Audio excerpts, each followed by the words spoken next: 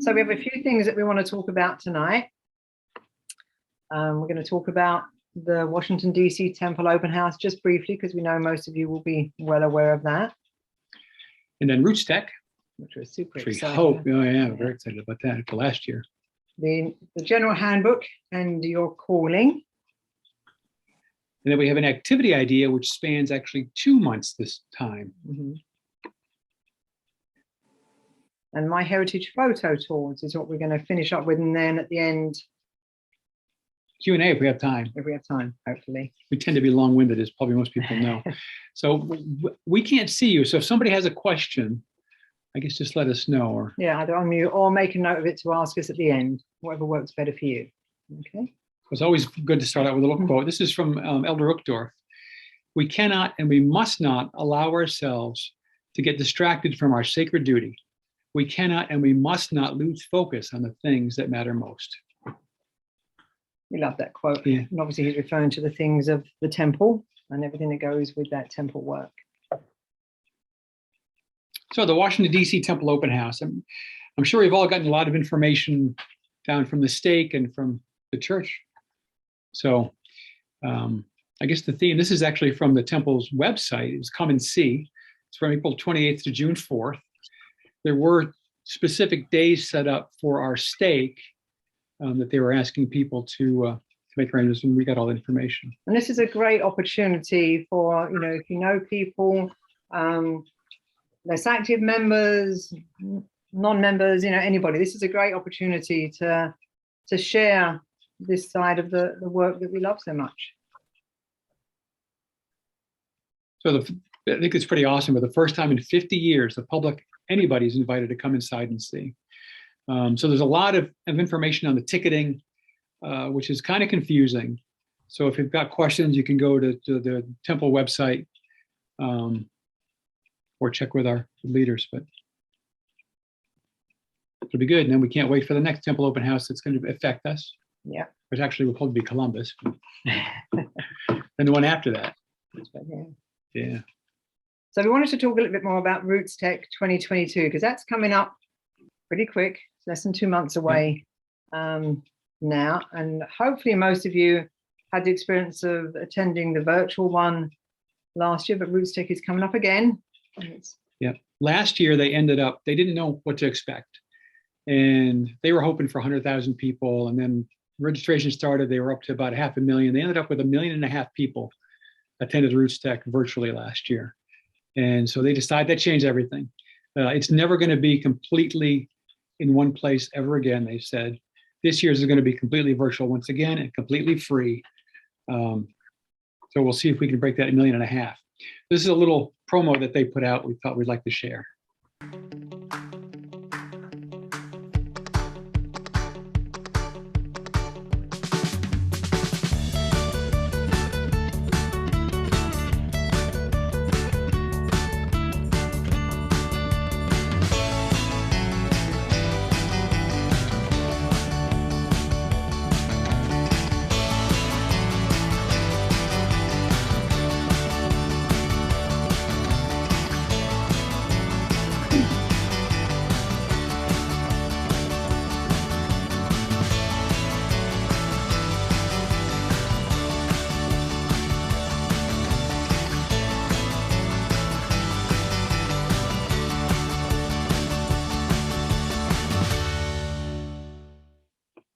So I've just got to say on that one, I love that video.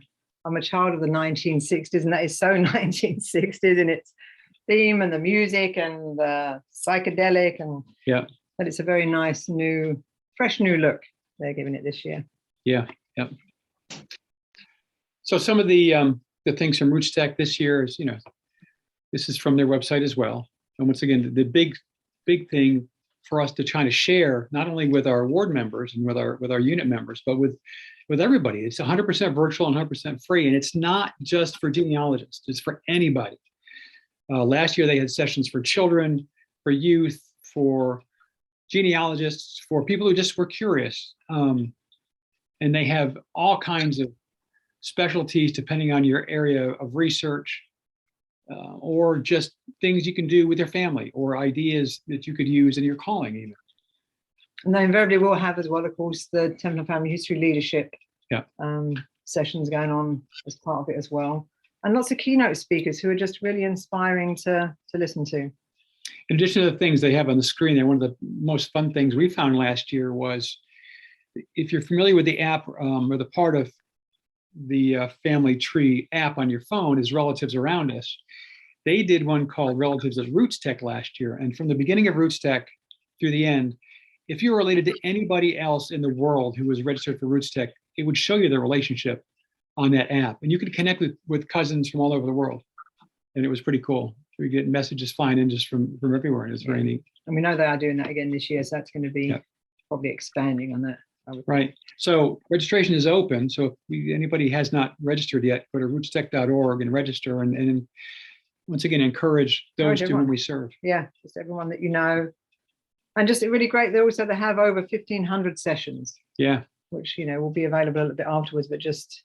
Yeah, the sessions for last year are still up and will be at least until the beginning of this one. Yeah. That's cool. So we created this little flyer from the video, which if anybody wants it, we can send it out to them. But it can make a nice little poster. You can put it up in the Family History Center or wherever to kind of help spread the word. Handouts to hand out. It is on the stake Facebook page. You can also put them on your ward Facebook pages. Just a great sort of way to promote it. So again, if you haven't signed up, sign up today. It's free. It's free. We said that? We did a couple times. So as there has been a lot of changes in the handbook over the last year, we felt it was a good idea to take some time to talk about the new handbook, the changes, and your calling. And this changed our calling, and so kind of good just to refresh on that. Yeah. So the purpose behind this revision is to help every member serve in the Church of Jesus Christ of Latter-day Saints in a more Christ-like way. And they said we've tried to make this book more accessible to every member of the church, whether you're a new member or a longtime member, whether they live in the United States or the most far-flung places on the planet. That's one of the really exciting things that we're seeing in the church now, is this just global church that we are becoming, and everyone involved in this work. Yeah, like Sister Carrie was sharing, folks from Ghana and going to Ghana. Yeah. So the handbook is completely updated. I think it's been a year they've taken to get this done. And it is now complete and available online to anybody. It's actually, I don't know that you even need a church account to see it. But, it used to be the handbook was the book that the bishop had in his office.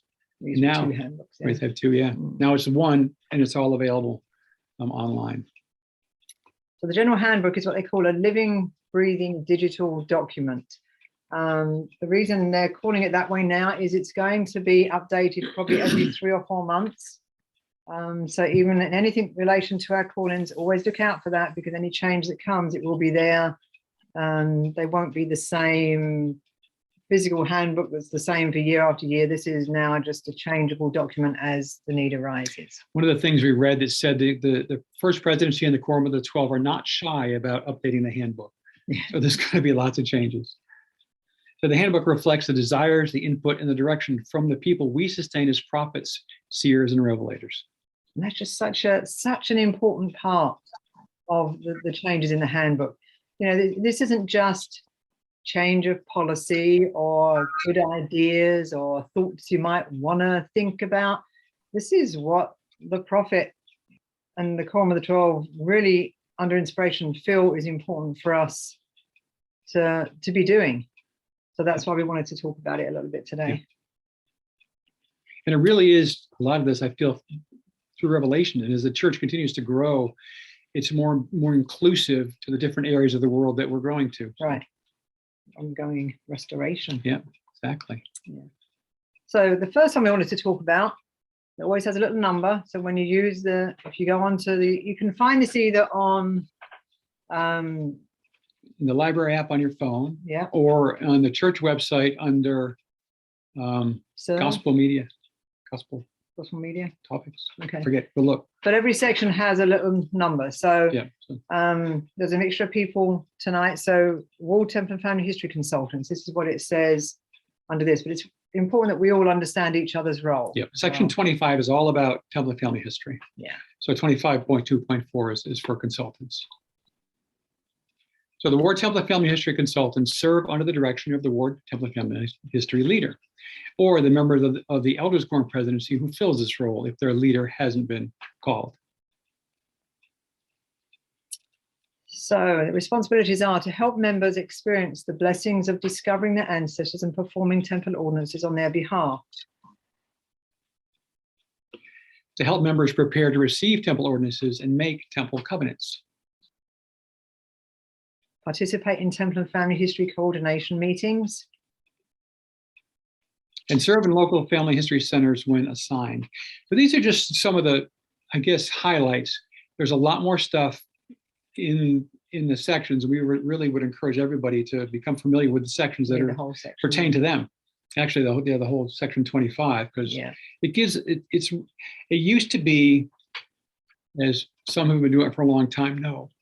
You had to be a genealogist. And and it was, you were kind of like an island. Yeah. You were just like, okay, you're called, no, bye.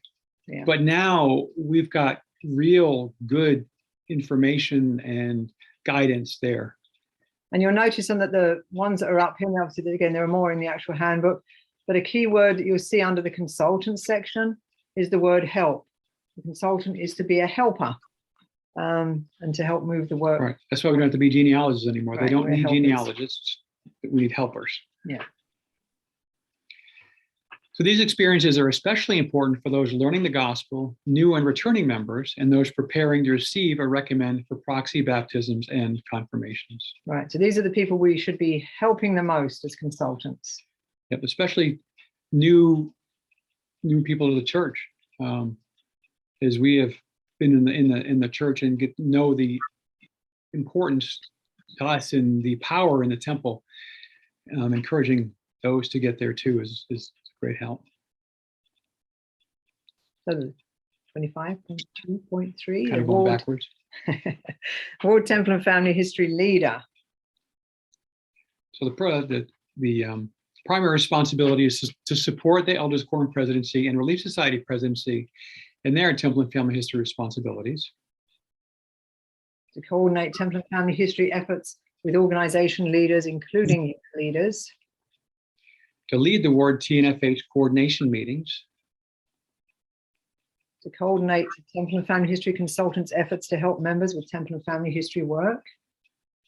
And to work with the ward mission leader and missionaries to help those learning the gospel, new members and returning members engage in Temple and Family History work.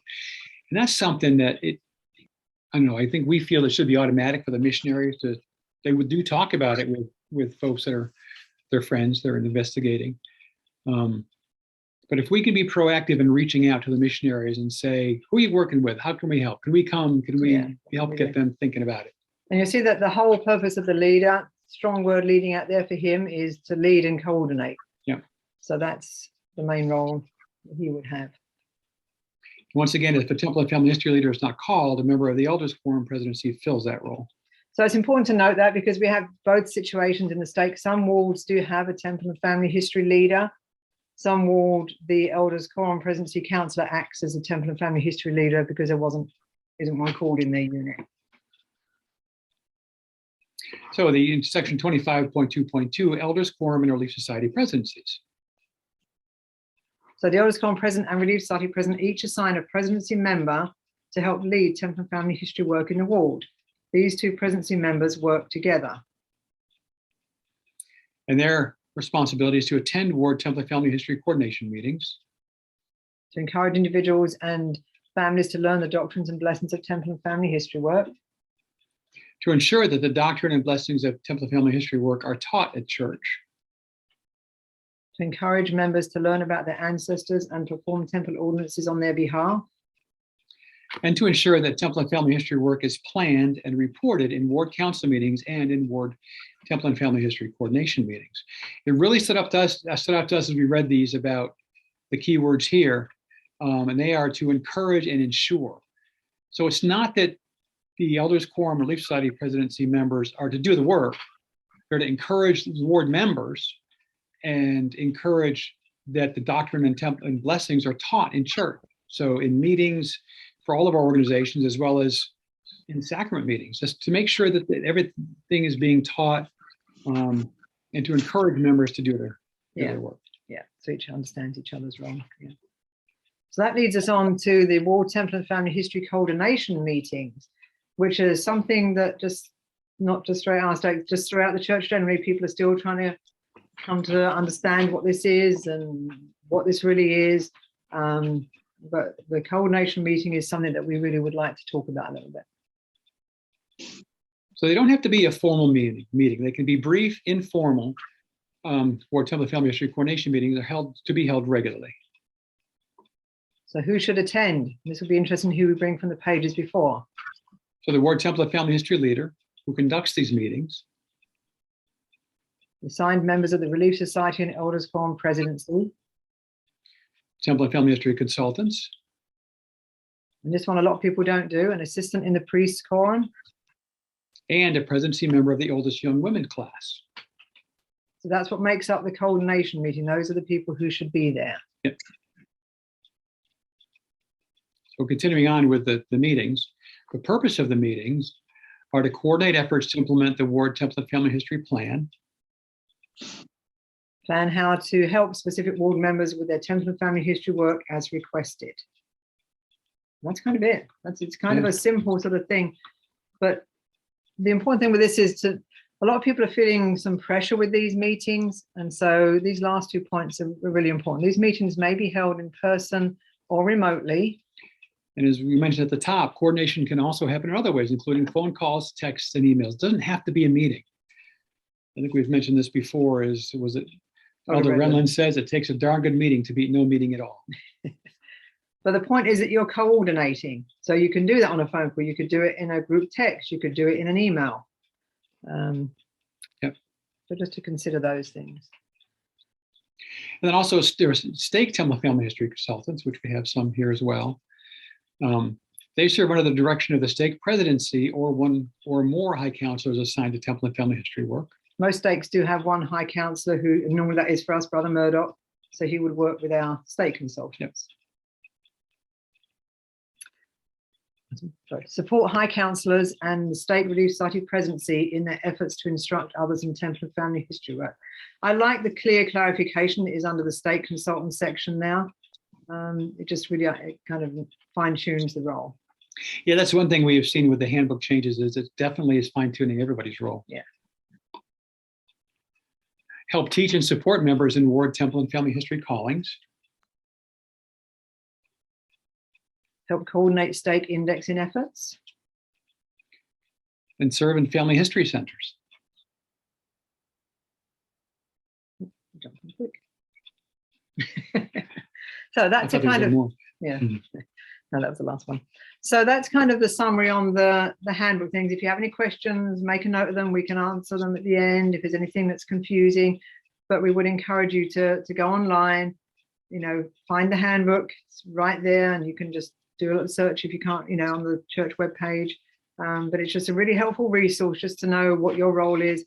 And the other little change it made was actually to our role, which has changed. We are no longer that very long title of multi-stake Temple and Family History Consultants for the Pittsburgh Coordinating Council or whatever it was.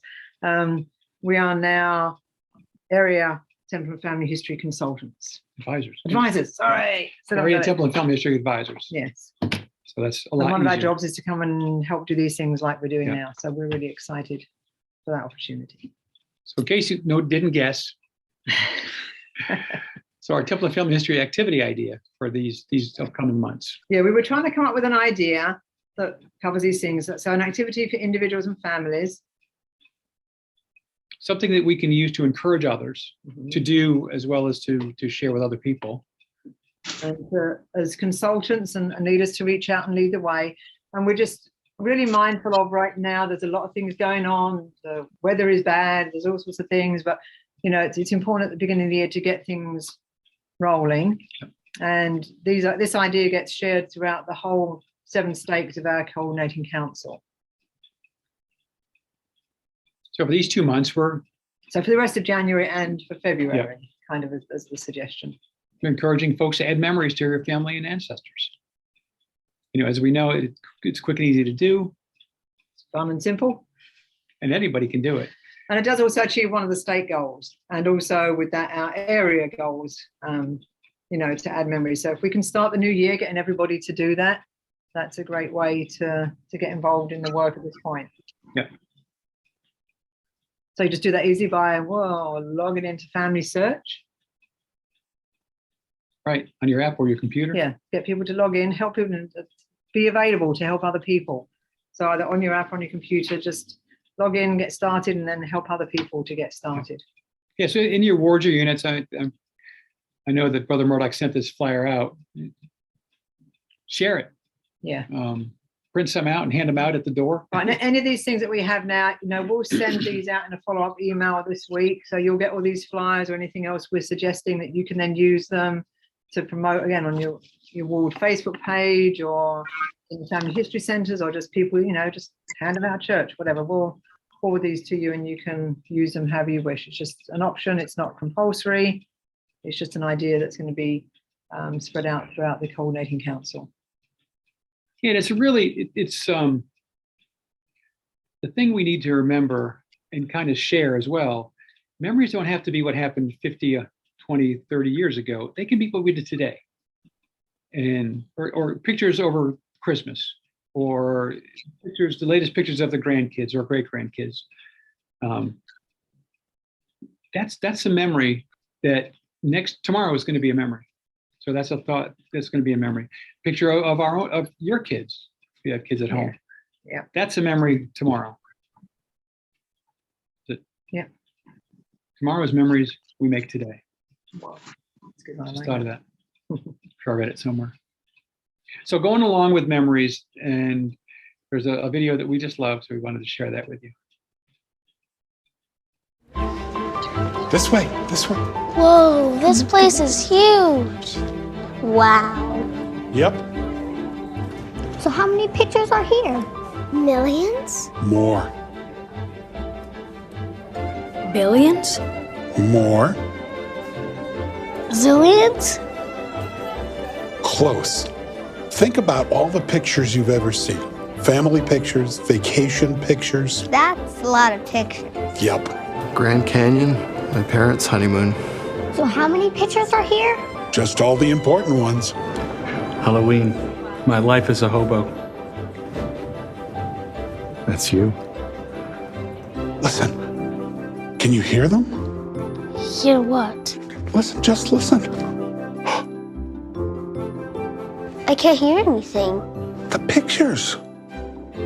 They're talking. The pictures are talking? Yeah, but you have to be quiet. You have to be very, very quiet, and you can hear them. What are they saying? They're saying, keep me, The pictures are saying, keep me? protect me, Protect me? share me, Share me. keep me, protect me, share me, and I will live forever.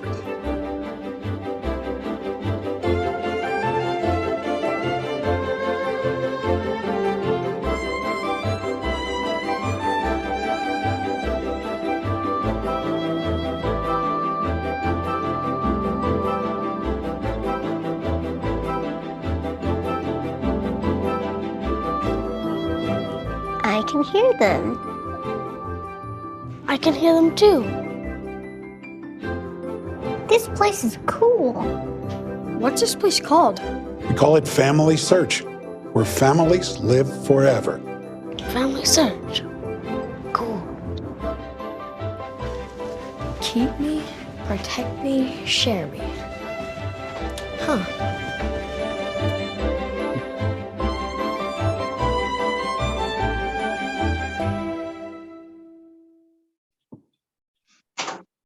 Love it. So just for a little confession, and no matter how many times we watch that little video, we both get really emotional. I just feel it has such a powerful message. Oh, maybe clicking on. Yeah, such a powerful message. And we have such a privilege to help other people learn that what a privilege that is to do these things. Yeah, so keep me, protect me, share me. It's so simple. And we take so many pictures these days on our phones. And what do we do with them? The phone gets full and we throw them away. Family Search will let them keep them there. And some of those pictures as well that are, have so many people say to us, they have a box load of photos stuck in a cupboard somewhere or down in their basement or wherever they may be. So photos capture the essence of people and are among the most desirable of family history treasures. This is what brings things alive. When he's saying in that video, can you hear? And the kids at first were saying no. But then you see those people looking at those moments in their life. They're hearing that message. They're hearing those stories.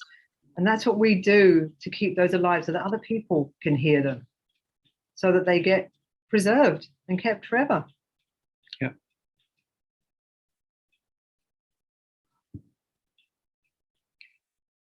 And we live as long as we're remembered. That's very much the theme in the movie Coco, if anybody has seen that, which in the Latin American countries,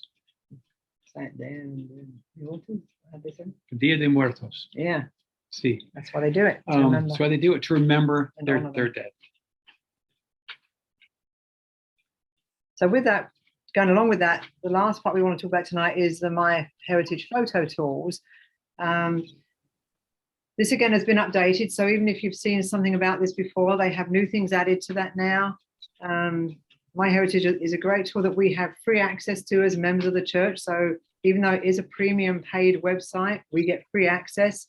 So if you haven't used it, we would really encourage you to go and explore this, but we're going to do a little bit of exploring with you tonight.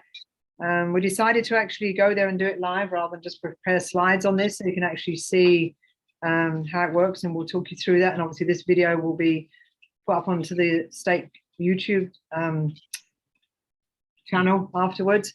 And we probably will pull this segment out as one on its own as well. I will explain about the three photos then. So the three photos have different errors. One of them has got a really bad crease right down the side of the picture, which is the case with a lot of old pictures. So we'll show them that while that's loading. Yeah, that one is very badly creased. The one in the middle, if you try and enlarge it, it's really kind of fuzzy. It's not a great picture. It's actually my parents' wedding. And the little old man on the right is my granddad, who there's only about 2 or 3 pictures of him. So this picture is kind of crucial, but if you try and get a picture of him from it, it just is a fuzzy mess.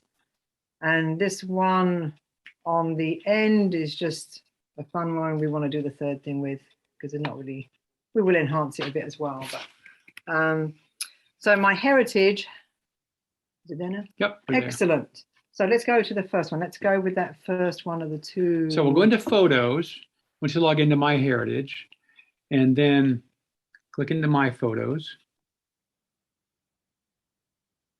And then we'll go ahead and upload one. We've got a few in here. Don't need cash back today, thanks. So we'll go ahead and upload the first one and select Files.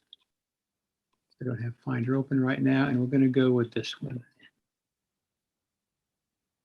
So you can choose any photo and it will bring it right in here, and then it will store it there for you to come back to use it at any point that you need. Yep. So now once it's uploaded, we'll go down here in the corner and click on, can't see unfortunately, so we have to make people smaller. Oops, what happened? There it is. And then we will double click that picture. So this is the creased photo. So the first thing we're going to do, this is the newest feature on MyHeritage, is to repair the photo. So let's do it and see how it goes. They do these very fun little Told you they're working on please it. wait graphics. And the very cool thing is this little slider. So here's the before picture. And now after they ran it through the repair, here's the after. And it took that crease right out, cleaned up the background quite a bit.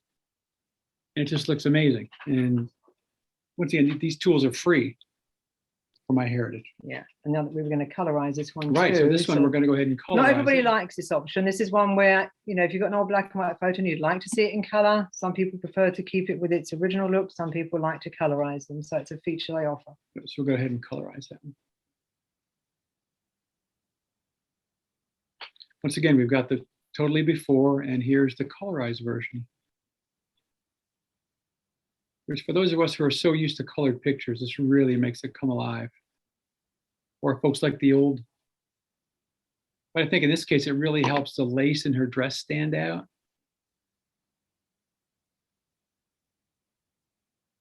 So that's very fun. This is a great, if you're doing memory activities, this is a great tool to be able to tell people about, to encourage them with their memories too. Right, and then from here, you can click on the download button. You can download the original or the improved photo or comparison. So there are years to take and then put on a family search or to put in frames or whatever you want to do with them. You can also share them on social media. Oh, I just had some temple ordinances recorded.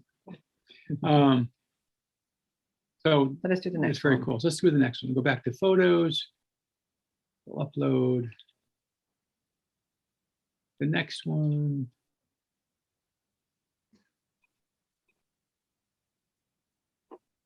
That's going to be this one of the wedding. And then we'll finish that and double click it to go into it. And MyHeritage keeps any photos that you uploaded. So you see we've got a bunch of them there.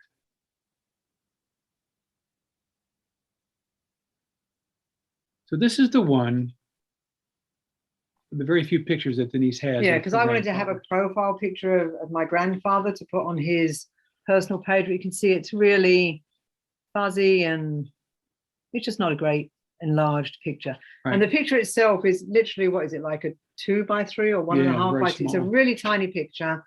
So to try and make that anything to make it worth having his photo, it just wasn't great. So let's go ahead and enhance that one. You notice the repair button is gone from there because it's not seeing any problems it thinks it can handle. So it's pretty smart in the tools it makes available. So once again, we'll go into the before and scroll it across, and you can see the after. Now let's zoom in and take a look at the faces. So look at the difference. Now you can create a really nice. That's the way it looked before and after. As you were saying, makes a much better. Yeah, just creates a profile picture, or a little portrait picture that you know it's now worth having of him on his own, which is awesome. Let's do the last one. The last one, which is probably our favorite feature. Yeah, some people get a little freaked out by this. Some people absolutely love it. We love it. It's a very personal thing. If you don't like it, close your eyes. So this is your second. This is my second great grandmother. And my second great grandfather. This has been, again, if you've used this before, they have added new features to this, which we'll talk about when we do it. And they're improving them too. We've noticed that just things are improving, and we'll show you some of the improvements if you've done it before. So for this, we're going to use the animate tool. And what's nice with this, I'm going to enhance it first. Yeah, let's enhance it first. Is some of these features for kids who you maybe think aren't going to be into this. Some of the features that it now offers just are so fun. They'll love it. Right. So we'll select animate. And then when it enhanced it, it detected the faces on the screen or in the picture. So go ahead and select Emma's. And it zooms into just her. And watch what happens. This is a picture from early 1900s. Denise never met her because she died very long before she was born. And now it's brought the picture alive. It makes a little video.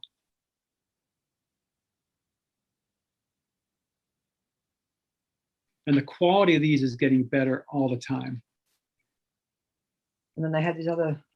So one of the new enhancements that they've done is they've given you, there's the algorithm that creates this, it chooses from 10 different animations, whichever one it feels looks the best. So you can kind of scroll through and make changes. This is something they just added. We didn't even notice until we started preparing for this, is they've got these new ones, these special animations. So if you want to add a smile, we'll select that one.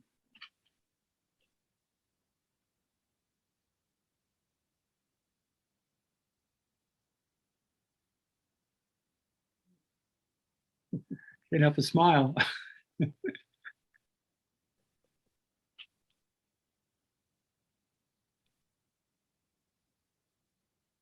We could run through all of these, but I think they're awesome.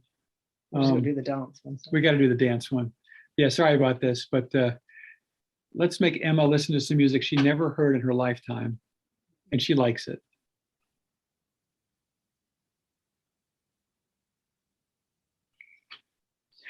I wish we knew what she was It was listening like to. jamming with grandma.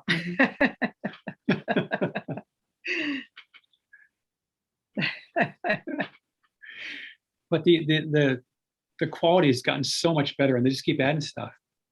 So we gotta throw the kiss and a wink in there too. Just Okay. feel like it. We should end with that one.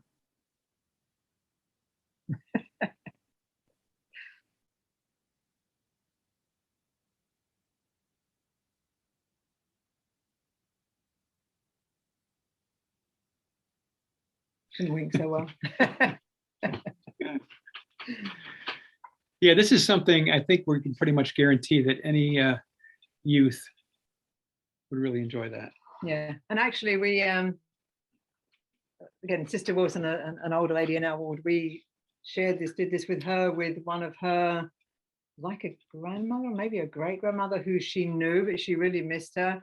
She has kept it and she watches it all the time, and she gets very emotional because she said, I feel like you brought her back.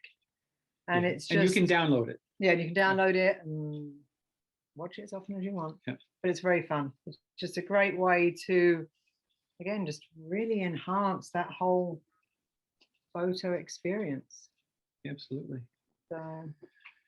So again, we'll send the link out for that website, but that's a really great one while you're doing memories, to just share that with people, encourage them to use it.